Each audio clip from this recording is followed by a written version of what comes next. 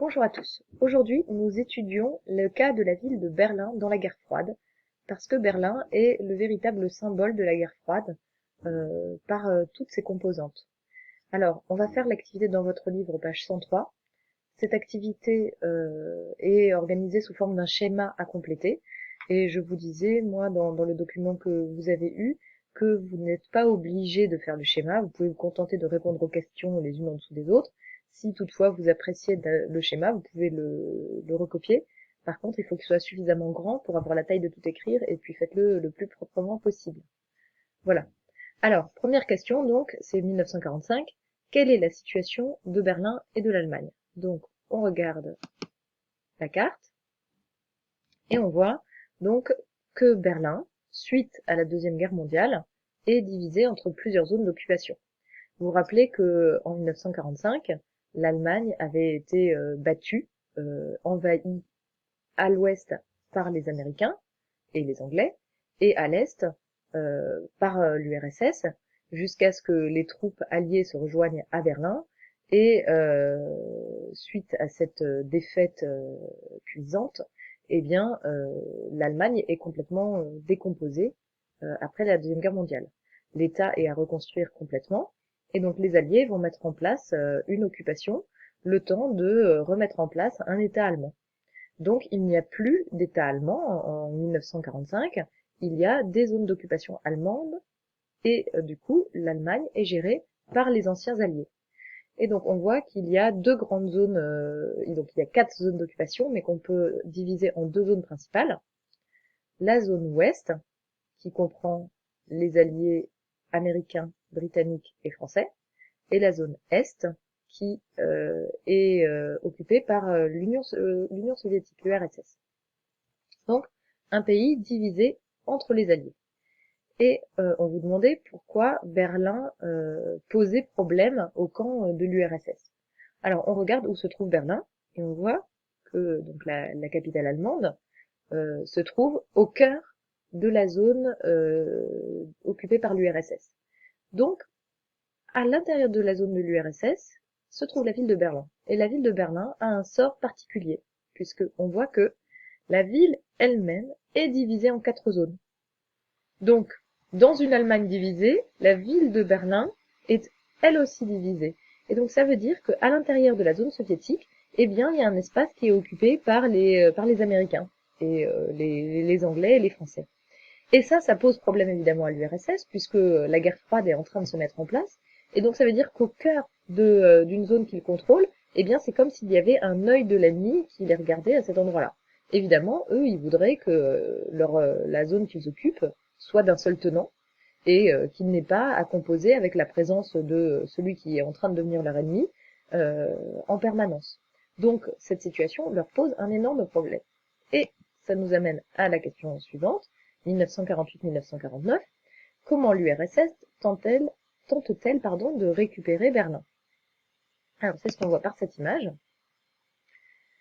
qui est une caricature d'un journal.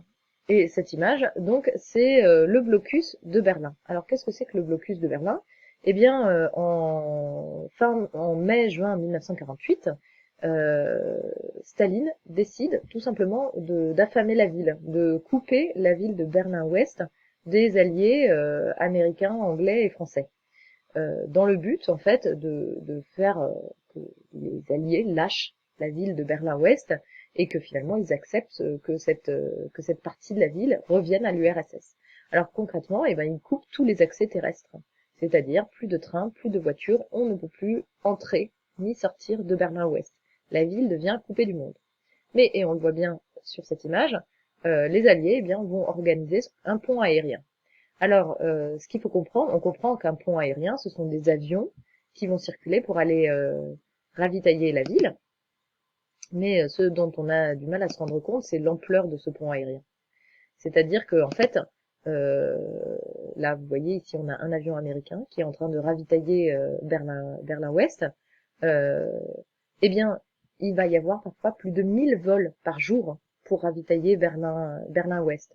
Donc, c'est un flux continu d'avions qui vient pour acheminer des vivres, des produits de première nécessité, des produits pharmaceutiques et tout ce dont les Allemands de l'Ouest pouvaient avoir besoin. Donc en gros, les alliés américains, britanniques et français, enfin surtout en l'occurrence américains et britanniques, vont mettre en échec le blocus en organisant un pont aérien intense. Et ça va quand même durer plus d'un an, cette histoire, puisque ça va durer jusqu'en septembre 1949. Et en septembre 1949, eh bien, Staline est bien obligé de renoncer, parce qu'il voit que les Alliés ne cèdent pas, et qu'ils sont prêts à mettre les moyens nécessaires pour continuer à ravitailler Berlin-Ouest. Donc, pendant toute la durée du blocus, les habitants de Berlin-Ouest ne souffrent pas, ni de la faim, ni du manque des produits de première nécessité, ils sont ravitaillés en permanence. Et du coup, Staline cède, et ça va avoir une conséquence pour l'Allemagne en général et pour Berlin en particulier, c'est la division de l'Allemagne en deux États distincts. Donc l'Allemagne n'est plus un seul pays, mais va former deux pays. Et ces pays, donc en 1949, sont créés à l'ouest la RFA, République fédérale allemande, et à l'est la RDA, République démocratique allemande. Et vous voyez que ça, c'est un petit peu ironique, hein, puisque en réalité le camp communiste n'est absolument pas démocratique, mais il s'affirme démocratique. Juste pour en parler tout de suite, hein, aujourd'hui, euh, la RDA a disparu, mais la RFA continue d'exister, c'est-à-dire qu'en fait, c'est toute l'Allemagne qui est devenue la RFA. Mais on dit l'Allemagne, mais l'Allemagne est une fédération, c'est de la République fédérale d'Allemagne, et c'est encore le nom du pays aujourd'hui. Donc, division du pays en deux, et à l'intérieur de ce pays, eh bien, Berlin elle-même va devenir divisée entre RFA à l'ouest et RDA à l'est. Donc, la division de Berlin est entérinée en 1949, de même que la division de l'Allemagne entière. Alors, entre 1949 et 1961, la situation va rester ainsi, cette division entre Berlin-Est et Berlin-Ouest, mais celle-ci est un petit peu ambiguë. C'est-à-dire que la séparation n'est pas totale. Il y a une ligne de démarcation, il y a des passages frontières avec des soldats qui gardent des deux côtés la frontière, mais il y a des possibilités de passage. Les Allemands de l'Est peuvent obtenir un visa, une autorisation de passer à l'Ouest. Sauf qu'en fait, ce qui va se passer, c'est que pendant ces années-là, eh bien, il va y avoir énormément d'Allemands de toute l'Allemagne de l'Est, en fait, qui vont utiliser cette possibilité de passage par Berlin-Ouest pour fuir en fait la RDA. Donc, ils vont obtenir un visa pour une journée en disant qu'ils vont voir quelqu'un de leur famille ou qu'ils ont une raison professionnelle pour se rendre à l'Ouest, et en fait, ils ne revenaient jamais. Ils partaient avec très peu de choses, hein, parce que c'était interdit de quitter la RDA. Donc il fallait pas qu'ils puissent être découverts, mais dans la mesure où il y avait cette possibilité d'obtenir un visa, eh bien ils vont être très très nombreux à partir. 3 millions de personnes, hein, c'est ce qui vous est dit là sur le document 3, 3 millions de personnes vont fuir pour l'Ouest en passant par Berlin. Et c'est pour cette raison, c'est la réponse à la question 3, que l'URSS décide de faire construire un mur qui matérialise la séparation entre Berlin-Est et Berlin-Ouest. Donc ce mur est construit en une nuit. Alors là, vous voyez, il n'est pas achevé, et on voit tout de suite quel est le côté ouest et quel est le côté est. Alors à quoi est-ce qu'on le voit? Eh bien, côté ouest, c'est la sidération de la population qui est là pour voir ce mur qui s'est dressé devant eux en une seule nuit. Et de l'autre côté, on voit que les Allemands de l'Est n'ont pas le droit d'approcher. Les seules personnes qui sont là, ce sont des soldats de l'armée de la RDA. Donc, on a une séparation qui devient matérialisée par un mur. Alors, ce qu'il faut comprendre, c'est que ce mur, eh bien, ce n'est pas juste un mur qui est au milieu de la ville. Là, vous avez une autre image du mur. Voilà. C'est pas juste un mur qui sépare la ville en son milieu. C'est en fait un mur qui entoure complètement Berlin-Ouest. Étant donné que Berlin est au milieu de la RDA, eh bien, en fait, c'est tout Berlin-Ouest qui est entouré de murs renforcés de fils barbelés. C'est-à-dire que là, au milieu, c'est concrétisé par un vrai mur de briques. Là, c'est des grillages et des fils barbelés. Et à tous les endroits, enfin régulièrement, à intervalles réguliers, le long de ce mur et de cette frontière, eh bien, on va trouver des miradors, voilà, comme ici, c'est-à-dire des tours de garde, des tours de guet, et il y a des soldats de la RDA qui sont chargés de surveiller que personne ne s'approche du mur. Alors vous entendrez souvent des murs actuels dans le monde être comparés au mur de Berlin. Mais en fait, le mur de Berlin est unique dans l'histoire.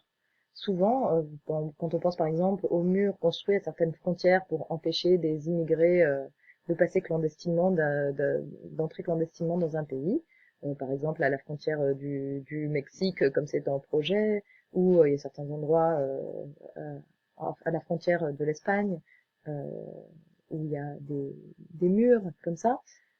En fait, c'est très différent parce que ces murs-là, ils empêchent des personnes extérieures au pays de rentrer.